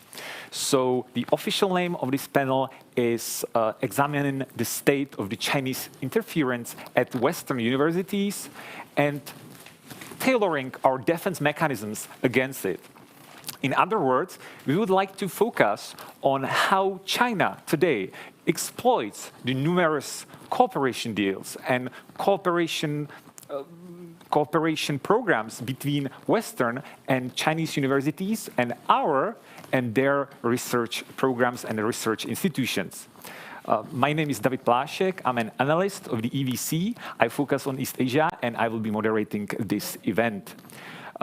In order to shed light on this issue, we have invited 3 distinguished guests, 3 experts in this field, to give their views and their insights on this topic, and also to answer your questions. So please let me introduce our guests. First is Matěj Šimalčík. He is the director of CEAS, which is the Center European Institute of Asian Studies, an NGO based in Slovakia, which focuses long-term on the relations between Asia and Europe and on the issue of Chinese interference in general. Welcome here. Thank you for coming. Thanks for having me. Our second guest is Mr. Benedikt Vangeli, who is a head of the Center Against Terrorism and Hybrid Threats here in Prague at the Ministry of Interior of the Czech Republic. This center was created in 2017 with the aim of tackling hybrid threats as disinformation and others, and its overall aims are tackling or studying of these threats, eliminating them, and to come up with instruments how to defend our society against those issues. It is also this center that last year actually published first ever in the Czech Republic an anti-influence manual that was specifically created for universities to know how to behave in situations when they have to face influence or influence operations from non-democratic powers. Again, also thank you for coming here. Thank you. And our third guest from the state of Georgia is Ms. Tinatin Kidashvili, who is actually a former Minister of Defense of Georgia. She was the first woman to ever hold the position. And previously, she was a member of the parliament and one of the opposition leaders from the Republican Party who strove to eradicate the state corruption in that country. And she is still going on with these efforts today as the chairperson of the NGO Civic Idea. Also, thank you for coming. Thank you for having me. I would like to also excuse our originally planned 4th guest, Minister Langšádlová, Minister of Science and Research of the Czech Republic. She had to excuse herself because of working duties, but we still have a participant speaker with governance experience, so we are okay. Not in Czech Republic. It's enough. So let me also have a few sentences about how we're going to structure this discussion. So first, each of our guests will introduce or will deliver their opening remarks, 3 to 5 minutes. And then later, a discussion will follow when any of you can actually ask a question, and you are actually encouraged to ask questions because we want to have fruitful and interesting debate. And I would just ask you, later, if you have a question, then please follow the TV screens here, where you will see a QR code. And if you have any question, please scan the QR code from the screen, and then you will be able to write your question, and we will ask the guests what you wrote. So, and now I would say, without further ado, I would ask Matěj Šimalčík to give his opening remarks. Thank you very much. Thank you, David, for introducing the panel, and good morning, everyone. It's a great pleasure to be here with all of you. I think it's really timely that we are opening this debate on the issue of Chinese interference in the academia and what are the problems associated with that, as we see increasing efforts by China to establish various forms of linkages with our academic environment for whatever uses China might feel are prudent there. Over the last year, we at CEAS, together with partners from other countries, were mapping what kind of interactions are actually happening across Europe in 11 European countries, ranging from Germany, Austria eastward, so the entire V4, Baltic countries, Romania, Bulgaria, and Georgia as well, where we looked into what kind of links do the universities and various research centers from these 11 countries have with any sort of Chinese partners. So not just Chinese universities, but also Chinese government entities or Chinese companies, which are also quite active in research collaboration with European academics.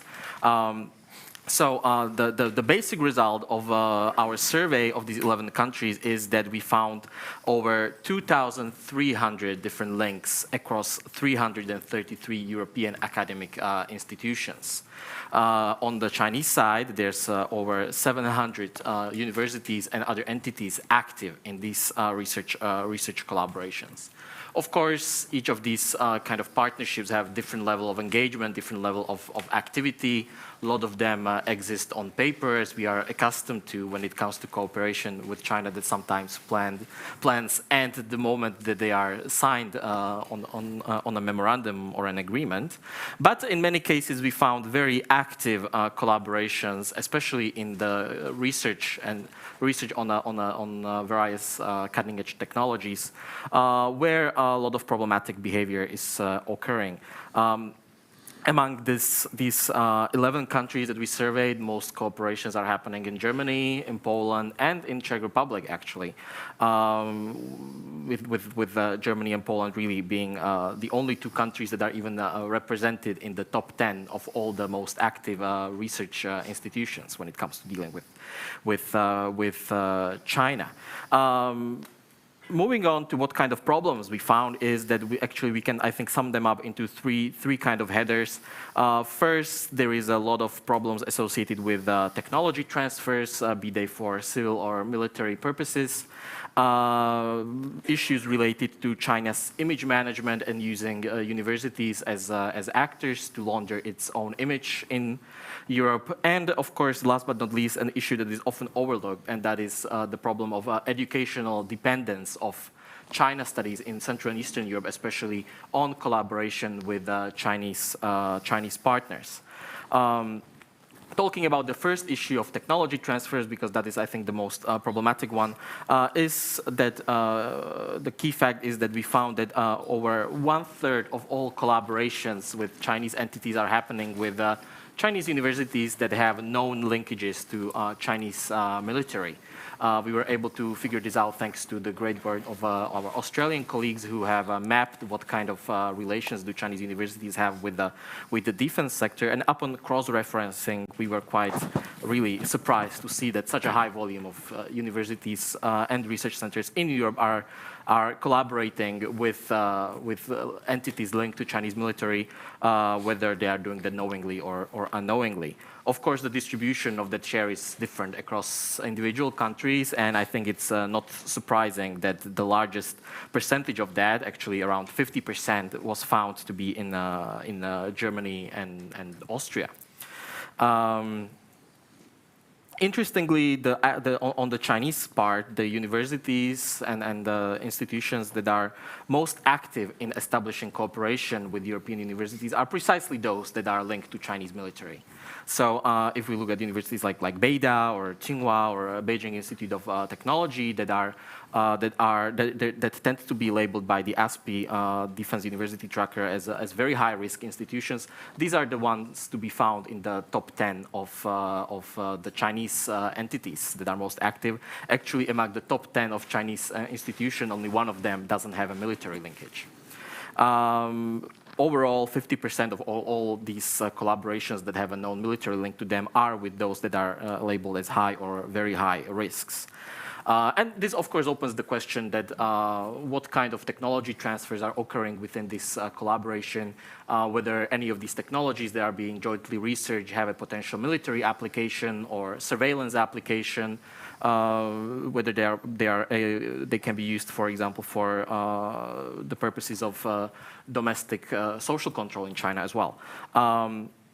Into that also comes the problem of collaboration with Chinese technology companies, like especially with Huawei, which is the most active Chinese tech company when it comes to research, and it's been quite active in providing funding to various research institutions to do research on artificial intelligence, on advanced materials, surveillance technology even, and then the issue of safe cities, for example, was being researched by some of the universities. Of course, these links, all of these links are highly non-transparent. Actually, we were trying to find and get our hands on Huawei research contracts, and in many cases what we received were documents that were completely redacted, and only thing you could see was the Huawei logo on them. So that's for the transparency of the intellectual property governance. Another related problem is, of course, the issue of the various Chinese universities not necessarily providing funding for actual research programs, but stipends to individual researchers. And there was a very interesting case coming out of Slovakia, my home country, where the Academy of Science has a partnership with the Northwestern Polytechnical University, which is one of those most active in military collaboration, where individual researchers in various fields, and especially the technology fields, are allowed to come to Xi'an to do whatever they do there for a couple of months, receiving a stipend of 5,000 euros per month, which is really comparable, when we compare that with the salaries of researchers in Slovakia, really a super high number. I will move on quickly through the last, to the two remaining issues, the image management and the educational dependence. When it comes to image management, there is quite a surprising finding that we found several European universities to cooperate with Chinese entities based in Xinjiang. And I'll let that sink in, right? We all know what is happening in Xinjiang. These are especially universities from Germany, Poland, Bulgaria, Georgia, and Hungary. But the more active ones are the German and Polish one. Interestingly, most of these collaborations were based since 2018, so at the period where we already had credible evidence of what is going on in Xinjiang with regards to the Uyghur population and the other local minorities. And of course, this serves China to kind of legitimize its activities in Xinjiang, that it can showcase that, well, Europeans are willing to cooperate with our Xinjiang institutions, so obviously there's nothing wrong happening. Image management is also closely linked to the activities of Confucius Institutes, and actually we found that in the 11 countries, there's at least 43 of them operating on a primary kind of institutional level, but this is not their only activity. A lot of them have other affiliates where there's approximately 30 more links to other universities across the region. And if we were to put that on a map, it would be really filled with dots all over the place. There have been known instances where Confucius Institutes and their staff were putting pressure on researchers engaging in critical research of China, including our own institution that received threats at one point from one of the local Confucius Institutes. Based on interviews with students, we know how curricula are being established in these classes associated with Confucius Institutes, where of course none of the critical issues are being discussed. And this is not going on only at the tertiary level, but increasingly also at the secondary and even at primary school level, where schools that would otherwise lack funding to offer Chinese classes do that in collaboration with Confucius Institutes as some sort of shortcut for them to be able to do this, which directly leads to the last issue that I mentioned, and that is this issue of educational dependence. I think we can all agree that China-related capabilities will be increasingly needed in our countries to be able to deal with the various challenges China poses. And if we have entire generations of future China experts graduates being educated in an environment that is so closely linked to Confucius Institutes and to the CCP, then there are really doubts about what kind of quality that education will have and what will be the ramification for future of China-related policymaking in our countries. And I'll stop here, and we can discuss each of these issues, I think, more later. Thank you very much. It's obviously a large research that you made, so I think we can discuss more in details in the following discussion. So I would now ask Mr. Vangeli to talk about the situation in the Czech Republic and in his own center. You can also comment on what Mr. Matějčík said before. Thank you. Okay, thank you very much for the floor. Thank you for your research. It's always good when us, the institutions in the government, can rely on a reliable and useful research. Many times there's a lot of research that is not useful at all. That's one of the problems at the universities, and that usually is not talked about. But we are not here talked about usefulness, but about the foreign power influence. First of all, we are the Ministry of Interior. We are a unit of Ministry of Interior, so we are interested primarily in internal security. Based on a national security audit that was created in 2016, we have a long-term task, and that is to, let's say, work on organizing a series of education of state officials, people who work for the government, and educate them about what we call illegitimate influence, because we do not concentrate only on foreign power influence, also on corruption and lobbying, because we are quite practical, and when somebody approaches you, you do not know if it's somebody who's just a criminal, if it's lobbying, if it's political influence, if it's foreign power influence. You have usually no way to know. And that's what we're doing for several years. And we are preparing also an expansion of the system. We would like to have a national system that would build a more resilient government structures, and also some non-governmental, outside of government institutions. And we would like to focus also on a voluntary basis also on local government. That's what we're doing. That's our basic task in the area of foreign power influence. I have to mention that in Czech Republic, there is no one that would be primarily in a responsible for policy in foreign power influence. On an operational level, of course, it will be intelligence services. If it's criminal, it will be the police. But there's nobody who would take care, and we don't have yet, systematic policy.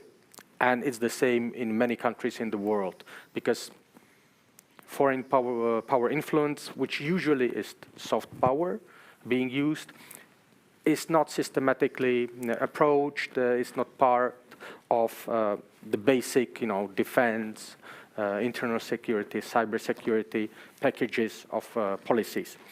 And in this situation, we were approached by the Charles University of Prague a year after a scandal that was there with the Czech-Chinese Center that included, and I'm just quoting from the open sources, I don't have access to the criminal procedure, basically using money from Chinese embassy to do some research, and basically using the Czech Chinese Center as a company to drain money, using also property and help from the Charles University without their knowledge.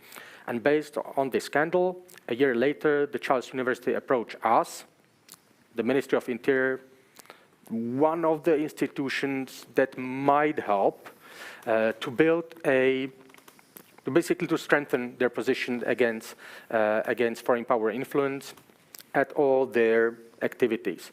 We approach it in a way that we thought that would fit their situation, And we created this manual that is available here in English, or it's online on our webpage, that basically did not only educate them about the dangers of foreign power influence in the university sphere, but we designed a whole system for a university, how to build a system for a university with coordination, with some rules, notifications, how to vet, how to do vetting in a different situation, because most of the activities that you found were, let's say, dangerous or questionable, were based on the fact that the people in the research area at the university did not make any kind of due diligence, did not vet their partner, and without knowing, or there's the knowledge part, or even though they knew that the partner was dangerous, they started acting in some kind of cooperation. So this is what we did for the Charles University. That was like a pilot for us. And then we started cooperating, and it was always at the request of the university, because we respect the independence of the universities. It's not our kind of program of the Ministry of Interior. It was really on ad hoc basis. And we started cooperating of the Academy of Science, Pilsen University, and some others.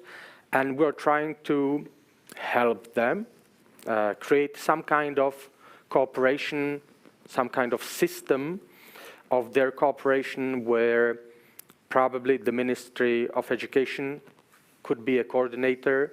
So right now, we only have a like-minded group of those universities that are interested and understand the danger of foreign power influence in their activities. So that's what we are doing right now. We engage in some international cooperation at this level, because other countries understand that it's a problem. And we're trying slowly to respond to the requests of the university sector.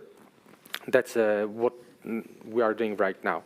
In general, we have to understand what the problem is. And that will be my last sentence. The problem is that we think that universities are a hub of knowledge, which they are. But at the same time, when it comes to security, and mainly certain areas of security that are new, like hybrid threats, disinformation, foreign power influence, they lack the knowledge. Many of them lack the knowledge. There is a certain level of naivete that leads them to cooperate with dangerous partners. Or there is knowledge, but because of financial interests or other interests, they do engage in that cooperation, even though in the open source they can very easily find out that that cooperation is dangerous. So it's a very interesting mix of situation when somebody who's supposed to have one of the highest knowledge and know-how does activities that we would expect from somebody who's very naive and does not have the information at all. And at the same time, universities and research facilities usually are based on independence since Middle Ages. Yeah, but and that would imply that the state does not come and regulate who should do what and even help with their security. But the flip side of the coin with independence is always responsibility. And again, you cannot claim that you want to be independent and at the same time not take care of your own security.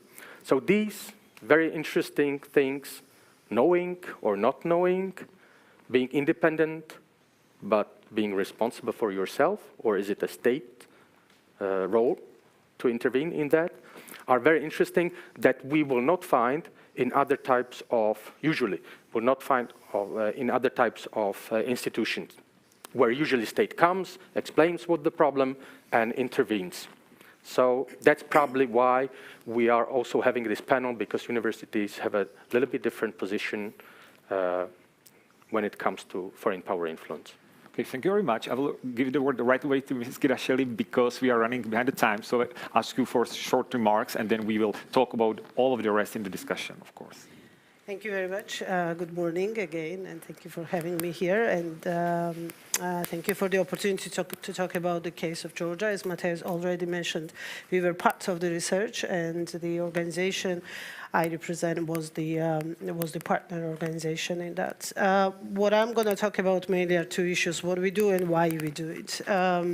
Civic Idea, that is the think tank that I run in Georgia, is working on the foreign power influences, big power influences, and the resistance policies of the small states against those big power influences. And obviously, Russia, China are the primary countries of interest for us. Together with other neighbors that we have, we do not lack nice democratic neighbors like Iran, Turkey, and so on and so forth. So these are the countries we work on. As we talk about China now, obviously I will not go into details of the other countries, but academia, soft power, generally speaking, is one of those interest areas for us. In 2020, we issued first report about the Chinese influence operations in Georgia, in academia, think tanks, media, political parties, and the research was found everybody surprised, because on the surface you somehow do not really see it. It's not Russia that comes with, you know, especially in our case, which is very visible. It comes with the tanks and with the bombs, and their flags are everywhere. On the checkpoints and in the middle of the country, and it's irritating. China does not come, obviously, like that. The major strength or major power that they influence, or countries like mine, are the soft power operations that are not that much visible. They do not even talk about it that much. And that's why when we put together all the figures, the statistics, budgets, that was really shocking for the people who are interested in the issue. Just one figure I will tell you, which might sound very strange and also is true, is that there are 33 different stipend and fellowship programs run in a country, Georgia, which is 3.5 million in population. Okay, 4 million in population. We don't really know how many we are, but something like from 4 to 4.5 million will be a very optimistic projection. And the 33 fellowships are the compilation of basically every single stipend program or fellowship program you've ever heard in any country of the world run by China. Georgia has all of them. So if Austria has, like, I don't know, 3 or 4, or Czech Republic has 5 or 10, we have all of them. Everything that you can see anywhere is run in Georgia as well. Which obviously brings lots of students to China, gets lots of exchange programs, lots of research cooperation. And statistically, again speaking, if this trend continues the way it is right now and is written in various memorandums of understanding between the universities and Chinese counterparts, or Ministry of Education of Georgia and its Chinese counterpart, then in 7-8 years' time, we will have more Chinese educated and Chinese graduated Georgians than US graduated Georgians, for example. Keeping in mind that US started the program 30 years ago and Chinese started actively only in 2016. So you can see what are the numbers that we are talking about right now. Another problem, obviously, is also that the kids who graduate in the US or leading Western European universities normally do not come back. And those who graduate in China normally come back. So it also creates lots of disbalance in a generation that is going to be in charge of the country tomorrow. I mean, literally speaking, tomorrow. In 5-10 years, they will be the generation who will be running the country. And you will have big majority of them educated in China or in Chinese programs in Georgia. depending what opportunities they've got, whether they actually went there or did it back home. We have 3 official Confucius Institutes, official meaning named as Confucius Institutes. 4th is in the process of being set up, and by the end of the year we will have actually 4 of them. But we have then numerous Confucius classes with the universities. Also, we have this Chinese International Education Fund, which runs several programs with several universities. That is basically the same thing as Confucius Institute, but with different names. The universities that we had, Matthias already mentioned, I won't repeat it, but yes, of course, all of them, with only one exception, are associated, are the high-risk universities, high-security, high-risk universities under the academic tracker run by the Australian ASPI, and also directly affiliated with the People's Liberation Army. Now, why we do it? Because lots of people in Georgia asked this question when we published the report. There were many questions, many attacks, basically in a form that why don't you do research on kids going to the US or to France or Germany, and why are you particularly interested in this particular country, in this particular issue? What's the difference? If somebody wants to be educated, then let them be educated, whatever possibilities are out there and wherever they can go.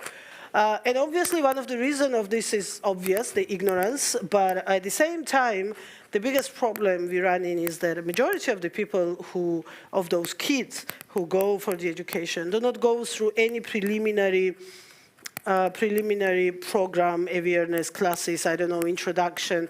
Where is it actually they are going, and what is it to expect? Most of them do not know that it's a one-party, Communist Party-run country. Most of them do not know that these are the universities where they go, that go through the censorship. Maybe I would stop you here because we are running behind the time, and it's a great segue to my next question.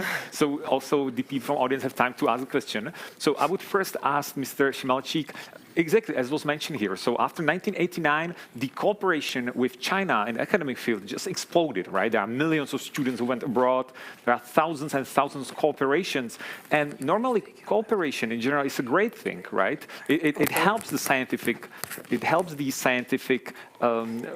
science going forward. So what would it be, as we just heard, your first argument for the universities, why they should be very aware of this problem, why they should even deal with it? And is there, at the same time, a safe way how to keep our cooperation with China, but keep it safe? Yeah, thanks, and that's a very prudent question. And obviously, we cannot say that every single type of cooperation with China is problematic, right? We need to differentiate, because if we label everything problematic, then it's hard to convince anyone of that.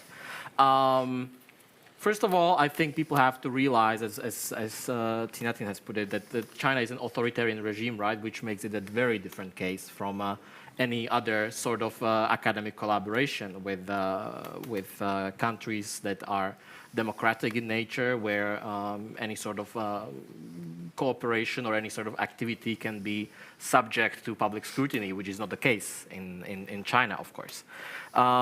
This is something that people, of course, do not often realize.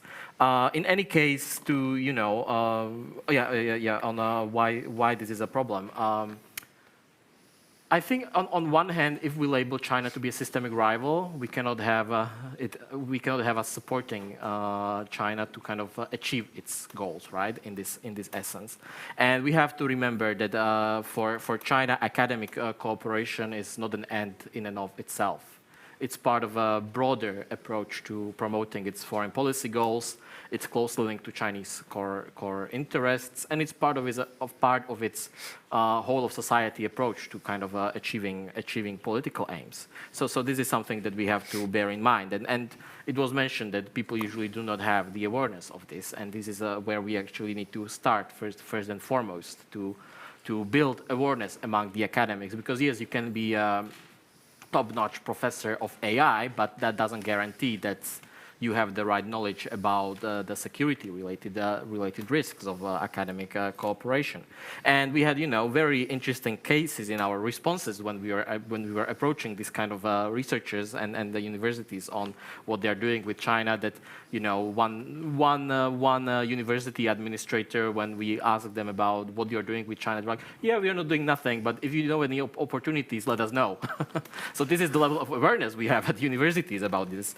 We had specifically an AI-focused researcher responding that for him, the risk is that the Chinese will stop cooperating with him and not the other way around, because he feels that Chinese universities are have a much higher standard of research than the CEE universities have, and that we have nothing to lose.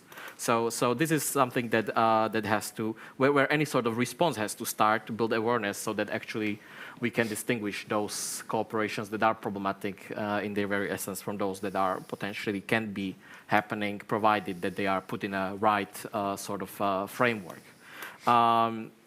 We, of course, need all of these cooperations, regardless of what they are happening about. They need to be more transparent, because even in Slovakia, where we already have a very strong transparency regime, where any sort of contract concluded by a publicly funded entity has to be published online, we found that actually more than half of the research collaboration contracts were not published, despite the law. So this is something that we need to build right. And last but not least, I just wanna kind of throw this out there, that when we are talking about the risks of research collaboration with China, we actually have to broaden our scope of discussion, not only on purely academic cooperation, but of course a lot of research and development is happening in private entities, be it various companies, startups, and this is where another sort of risks when it comes to research arise. And of course, we've been talking for a long time about the problems related to Chinese investment, and this was largely focused on infrastructure. But Chinese investment activities are shifting focus increasingly to startup investment in Europe, in venture funding. Actually, according to I think it was 2020 numbers, more than 1 billion euros of venture funding came from China to Europe to fund startups, which are really doing a lot of innovation. So this is, I think I will conclude that if we are going to be discussing and approaching the problem, we focus on academia is only part of the problem, and we need to be broader at what we are. We need to broaden our perspective on what we are dealing with. Thank you. I would also ask Mr. Vangel in this context. In the past years, we have been observing a large number of cases and instances of Chinese mind influence at universities all over the world. It looks like it's a concerted effort. It's organized. It's not random. It's all across the board. We saw these cases from United States to Bulgaria, from the biggest and most famous world universities to the smallest regional universities in East Europe. So although we know this, there are still some people could have, and they do have, arguments, and they can say on the contrary that, for example, Czech Republic is just a small country, that China has nothing to gain while cooperating with us illicitly, and that actually these efforts can be in some way a witch hunt. What would be your reaction to such a complaint? Well, first I would say, if you say it's a witch hunt, prove it. You cannot just, many people just come with their opinions. They don't support it by any kind of fact. So show me, where do you see the witch hunt? I don't see it in Czech Republic. There's no witch hunt. We have one criminal case by somebody who's prosecuted for basically, mismanaging money. Is that a witch hunt? I don't think so. We had a lot of people cooperating in a dangerous way with Chinese entities. We had cases of many different cases of, I would say, not illegal, but illegitimate or dangerous influence of different Chinese institutions or entities. Just the last case of Chinese police stations in Czech Republic and other countries. And many other cases of dangerous behavior from the Chinese part, influencing economics, influencing politics. So when Czech Republic as a democracy defends, or at least talks about it, I don't know if the independent media, not Chinese, independent media in a democracy talks about these dangers, that's not a witch hunt. That's just democracy. So I would say to that person, you know, just go away. Or this is a witch hunt, but there are a lot of witches. They are real. Yeah, these people in democracy, not in China, in Czech democracy, they have their right to their opinion, but if they don't support it by facts, they will be ridiculed. And that's one of the dangers for the universities.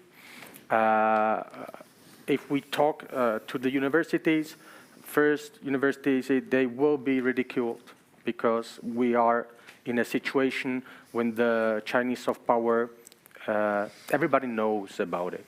It's not a secret. So if they engage in it, they will be ridiculed. They will be targeted by media. If they have stepped over some lines, be it perception or legal, they will be attacked by media. And if they crossed some legal lines, they can be prosecuted. If they mismanage funds, they will be probably prosecuted, but maybe by their own universities. So in this situation, where everybody knows about it, knows about the situation, knows geopolitically about what China does, well, I would say to the university, be realistic. I would say be moral or something like that. At least be smart and realistic and don't open yourself to that danger. If you still want to open yourself to that danger and just talk about witch hunts, go ahead. It's your own risk. That's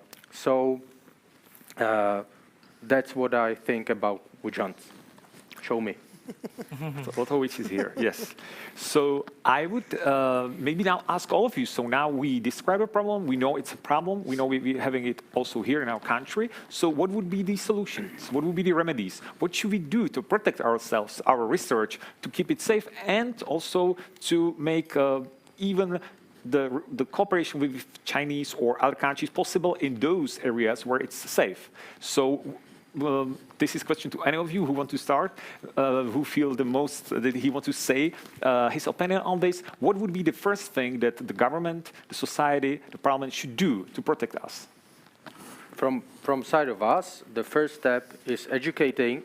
It's like turning a little bit the relationship. We're trying to educate the universities because this type of soft power usually is not illegal. So we do not approach it as a Ministry of Interior as something that has to be suppressed. It's not illegal most of the time. So what we're trying, and you can have it, you know, you can, I brought it in an English version of the manual.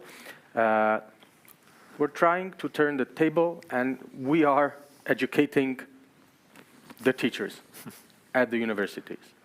And of course, what we see in long term, Czech Republic, other European states, we should have an institutionalized system where we will be able to have some rules and then mainly cooperation between the states and the universities so that we can help each other to mainly prevent this kind of dangerous behavior that basically endangers the trustworthiness of the academic sector. It's basically a protection of the academic sector, because who will trust and who will want the academic sector to be independent if they are not able to take care of something so simple? It's not complicated, so simple as their own reputational and, let's say, academic security. In other words, it's in their own interest to do so as much as possible. Any comments on that? Sure. Of course, awareness is where we need to start, and educating the researchers. That's always a good way to start. Unfortunately, that takes a long time, right? And we cannot base our entire response only on that and hoping that in a few years' time we will have the critical mass of researchers understanding what the problem is. So we need also some more short-term fixes that can be adopted in a much shorter time frame. The first kind of thing that I think would be useful is a response based around the idea of what I like to call weaponized transparency.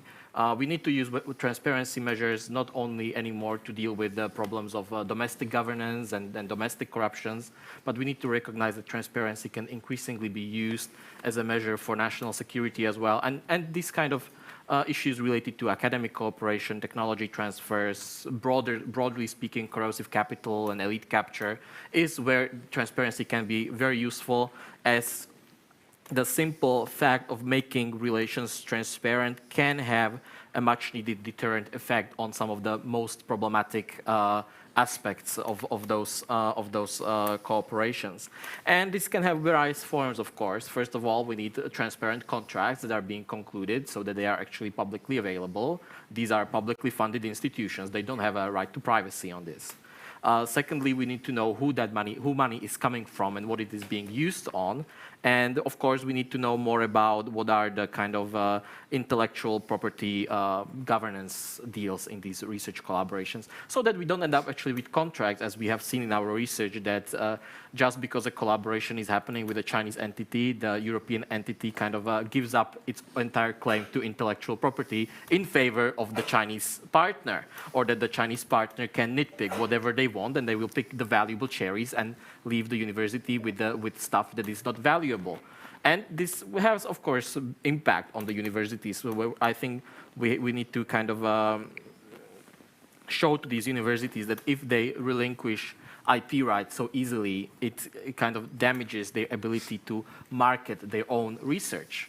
And this is, I think, a big thing that Central European universities especially do not understand, that the research they are using is doesn't have to be necessarily done only for the sake of doing research. It can be marketed, and it can generate revenue for the university to be able to generate future research. And this is really closely tied to the problem that also a lot of researchers that are engaging in collaboration with China are pointing out, that they are doing it because otherwise they would have no alternative source of funding. Well, you are giving up your way of generating that funding. And yes, in some cases where, of course, not all fields of academic research are marketable, we need to make sure that funding is available to these universities to be able to engage in activities that are necessary. But at the same time, that doesn't mean that they will get money just freely without that being done effectively. A good example of that was not only the tech transfers, but the educational dependence that I was talking about. Yes, universities are collaborating and schools are collaborating with Confucius Institutes because it's an easy way for them to get finances to run Chinese language education programs. So they of course can look at other sources, because China is not an only source, and it's a good thing that Taiwan is increasingly stepping up in this area and is offering alternative sources on this. And recently we've seen even in Czech Republic and in Slovakia that the new kind of Taiwan research centers have been popping up, not only in international relations like we are doing and you are doing, but at universities as well, where there is sinology education being conducted, that Taiwan Studies Resource Centers are being opened up, for example. And this is something I think that the universities can kind of use to reduce their dependence also on Chinese finance. Thank you. I think there are two types of activities that need to be done. One which is very easy to do. Transparency was already mentioned. I won't go there anymore. The laws need to be regulating certain issues that are very obvious, and it's kind of common sense, but it's not there. You cannot have constant exceptions for one country when you do not do exactly the same for the others. For example, lots of the countries showed in the tracker that your organization did that the China-related research is usually funded by the Chinese universities. And this is something which is absurd and should be regulated also. It's like if in Georgia we teach the history of the Soviet Union and the programs are funded by some Russian universities, right? It doesn't make sense. There is no common sense in it to do it. So that's very easy if there is a political will and if there's a desire to have an actual independent studies and actual independent research. And on that same level, for example, when I talk about the exceptions, these exceptions, and again, it's very common in many countries, particularly in Central and Eastern Europe, well, of course, in my region, definitely, that you do not, the Chinese programs do not go the same scrutiny of the educational certification as the other universities or as the other university courses do.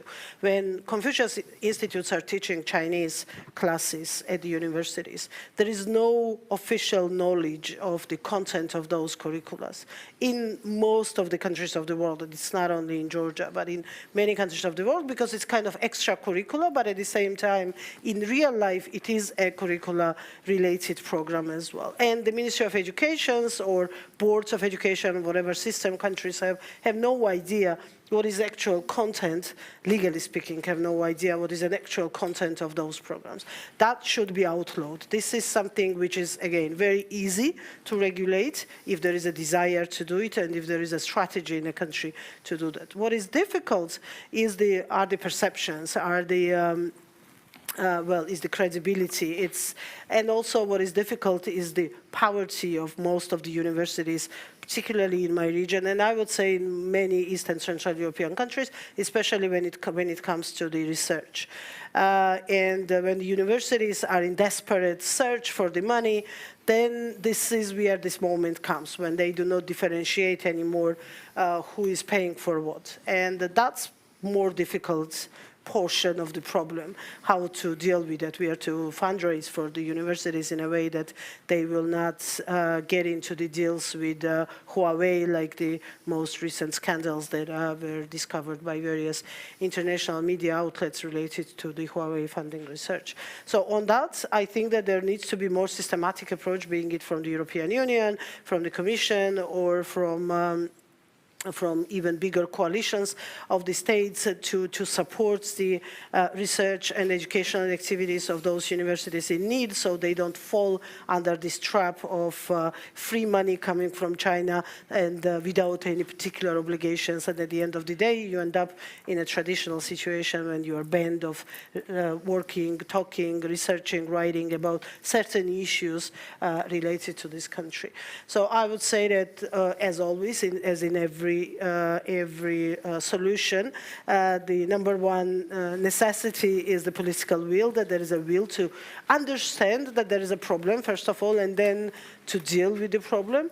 Then there are legal regulations that need to be put in place and are very easy to implement, and they're very much democratic and have no problem in implementation as far as countries are willing to do it. And then it's all about the money. At the end of the day, those research institutions need to have alternatives, need to have a chance to do actually what they are supposed to do without interferences.